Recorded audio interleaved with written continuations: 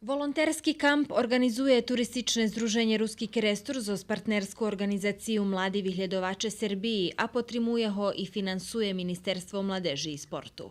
Volontere budu zmesceni u sportskej hali, a robota še budze odvivať u prostorijoh turističnog združenja. Programa kampu budze fokusovana na opravljanje pohubenih bicikloh, jeden deň volontere budu robiť na pririhtovanju Domu kulturi za biljenje, budu mať kreativnu robotnju zo združenjom Ženoh bajka, ekskurziju do Kocura i odhod na bazen do Verbasu, a obdumani i rižni prezentaciji Kerestura. Tema kampa na dvoch kolesoch. Robíme preparaciju starih bicikloh